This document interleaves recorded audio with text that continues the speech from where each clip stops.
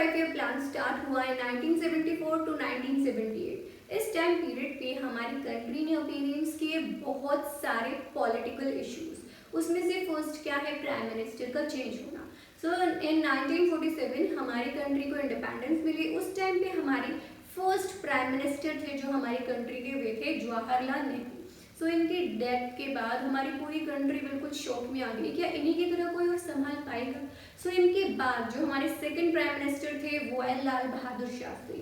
फिर मतलब इनके डेथ के बाद भी एक और प्राइम मिनिस्टर बनी, थर्ड प्राइम मिनिस्टर, वो थी इंदिरा गांधी। सो मतलब इनके टाइम पीरियड पे ऐसा क्या हुआ कि हम इसको यहाँ पे पढ़ रहे हैं, इशू कैसे है कि मतलब प्राइम मिनिस्टर चेंज होने से जो हमारी कंट्री है उसकी ग्रोथ की स्टेबिलिटी मतलब ऊपर नीचे होता रहता है, बैलेंस होता रहता है। एंड मतलब हमें उस पर यकीन भी नहीं होता कि वो हमारे बेनिफिट्स के लिए काम करेगा कि नहीं करेगा।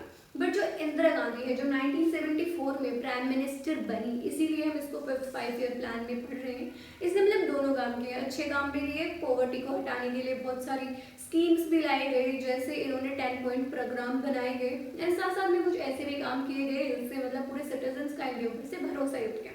यही है हमारा सेकेंड इशू, क्या है वो कि इसने इमरजेंसी इम्पोज कर दी, मतलब खुद रूलिंग पार्टी में रहने के लिए इसने इमरजेंसी लगा दी कि कोई इसको हटाए ना। ये बिल्कुल गलत है जो इन्होंने रीजन दिया कि मतलब जो रैलीज प्रोटेस्ट हो रही है इससे जो हमारी इंडिया की हार्मनी है वो हर्ट हो रही है, ऐसा कुछ नहीं था। सो थर्ड हमारा क्या है कि जो इसके बाद हमारी जनता पार्टी वो पावर में आ जाती है, इससे भी बहुत सारे चेंजेस आए। फिर इसके बाद हमारी जो कांग्रेस पार्टी है वो पावर में आ जाती है। सो जो ये फिफ्थ फाइव ईयर प्लान है इसको प्रिपेयर एंड लॉन्च किया डीडी धारनी एंड जो मेन फोकस था इस फाइव ईयर प्लान का वो दो जगह था, एग्रीकल्चर में भी एंड डिफेंस सेक्टर में भी। एंड जो बजट था इस फाइव ईयर प्लान का वो था 53,410 करोड़। एंड जो हमने टारगेट सेट किया कि कितनी ग्रोथ होगी वो थी 4.4%, बट हमने उससे ज़्यादा अचीव किया, हमने अचीव किया 4.8%। सो जो ये फिफ्थ फाइव ईयर प्लान है इसके 3 मेन ऑब्जेक्टिव्स क्या क्या है, मतलब इसके अलावा भी बहुत सारे बट मेन क्या है। सबसे पहले तो पॉवर्टी को हटाना, इरेडिकेट करना, रिमूव करना पॉवर्टी को। आज जो इंदिरा गांधी हैं उनका स्लोगन ये क्या था, गरीबी हटाओ। सो मतलब उनका स्लोगन भी था गरीबी हटाओ, इसके लिए उन्होंने बहुत सारे प्रोग्राम्स भी लाए गए जिससे उन्होंने पॉवर्टी कम की। सेकेंड क्या था, अटेनमेंट ऑफ सेल्फ रिलायंट, कि हम आत्मनिर्भर रहे, सिर्फ एग्रीकल्चर प्रोडक्शन में नहीं, साथ साथ में हम डिफेंस सेक्टर में भी बिल्कुल आत्मनिर्भर रहे। थर्ड ऑब्जेक्टिव ये था कि जो हमारी कंट्री में हम सबको एजुकेशन प्रोवाइड करें, जस्टिस को प्रमोट करें। सो आपने क्या इसके टाइम पीरियड पे कुछ देखा कि ये तो 4 इयर्स है, ये तो 5 इयर्स है ही नहीं। सो ये तो 79 तक चलना चाहिए था ना, 78 में क्यों खत्म हो गया। ऐसा इसलिए हुआ क्योंकि फिर उसके बाद हमारी इंदिरा गांधी की पहले पार्टी होती है, फिर उसके बाद जनता पार्टी पावर में आ जाती है, फिर ये इस प्लान को रिजेक्ट करके अपना प्लान ले आते हैं, फिर उसके बाद कांग्रेस पार्टी आती है, इनके प्लान को भी रिजेक्ट कर देते हैं। ऐसे ही इन्होंने 2-3 प्लान्स बनाए, इसी को हम रोलिंग प्लान बोलते हैं। और डिटेल में मैं आपको आगे बताऊँ, मैंने आपको अभी बताया कि जो फिफ्थ फाइव ईयर प्लान है इसके 3 मेन ऑब्जेक्टिव्स क्या हैं। सो उसके अलावा क्या ऑब्जेक्टिव्स है अब मैं आपको वो बताती हूँ कि जो हमारी कंट्री है वो किस रेट से ग्रोथ कर रही है, वो भी इंक्रीज हुआ जीडीपी में 5.5%। ऐसे ही जो एम्प्लॉयमेंट की अपॉर्चुनिटीज़ है जो हमें मिलती है उसमें भी इंक्रीज हुआ। एंड जो अपॉर्चुनिटीज़ है इनको हम फुली यूटिलाइज करें कि मतलब हमारे पास उस चीज़ की स्किल है एंड रिक्वायरमेंट्स भी हैं, तो हम अब उस एम्प्लॉयमेंट को क्यों ना करें, उस अपॉर्चुनिटीज़ को क्यों वेस्ट होने दें। ऐसे ही हमारी बेसिक एंड की इंडस्ट्रीज़ हैं, हमने उसको भी इंक्रीज किया जो यूज़ होती है फॉर मास कंजप्शन। ऐसे ही हमने प्रमोट किया एक्सपोर्ट्स को एंड इंपोर्ट सब्स्टिट्यूशंस। एंड ऐसे ही हमने अडॉप्ट की फिस्कल एंड इंस्टीट्यूशनल मेजर्स जिससे हम जो रीजनल सोशल इकोनॉमिक डिस्पैरिटीज को कम कर सके। ऐसे ही हमने अपनी पॉपुलेशन में भी कंट्रोल किया एंड जो हमारे लिविंग स्टैंडर्ड्स है उसको भी रेज किया। सो क्या क्या अचीवमेंट्स है, क्या क्या हमने अचीव किया। सबसे पहले तो कि जो बेटर डिस्ट्रीब्यूशन है कि अच्छा डिस्ट्रीब्यूशन किया हमने इनकम का। ऐसे ही जो सेविंग्स हमारे डोमेस्टिक सेविंग्स है उसमें भी इंक्रीज हुआ।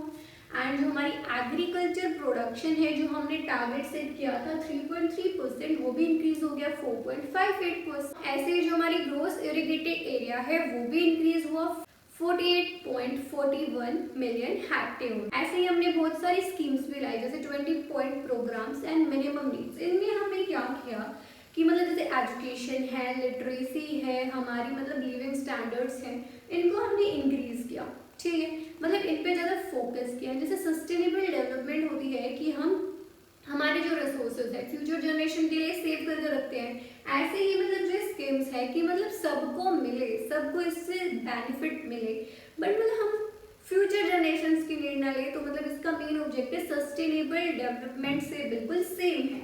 ऐसे ही हमने जो हमारे इंडियन हाईवेज है इसको भी इंट्रोड्यूस किया।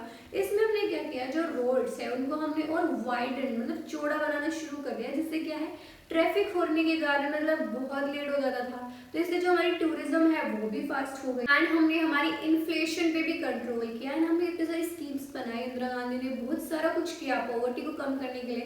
इससे क्या क्या हो रहा है कि जो हमारी क्वालिटी ऑफ लाइफ है वो भी इम्प्रूव कर रही है। सो इधर हमारा 5th 5 ईयर प्लान खत्म होता है 1978 में, ये खत्म हो गया। सो ये 4 इयर्स का ही क्यों है भाई, ये 79 तक क्यों नहीं चला? सो मैं आपको उसका कारण बताती हूँ, क्योंकि 1978 में हमारे जो मोनार्जी देसाई की जो पार्टी थी, जनता पार्टी थी, वो पावर में आ गई एंड इसने रिजेक्ट कर दिया इस 5 ईयर प्लान को एंड इंट्रोड्यूस किया 1978 में एक न्यू सिक्स 5 ईयर प्लान को उसने इंट्रोड्यूस कर दिया। सो इसमें क्या था कि जो मतलब ये प्रेजेंट ईयर है उसके बजट के बारे में बात कर रहे थे, फिर जैसे ही इसके बाद ये पार्टी गिर जाती है, हमारी INC Indian national Congress party आती है, वो पावर में आती है, तो फिर वो इस वाला जो इन्होंने इंट्रोड्यूस किया इसको रिजेक्ट करके अपना न्यू बना देती है 1980 में। उसमें ये फोकस करते हैं कि जो मतलब ये 5 ईयर प्लान ये 3, 4, 5 ईयर्स के हो सकते हैं, बट उसके लिए हमें रिक्वायरमेंट देखनी पड़ेगी कि इंडिया की इकोनॉमी के रिक्वायरमेंट्स क्या हैं।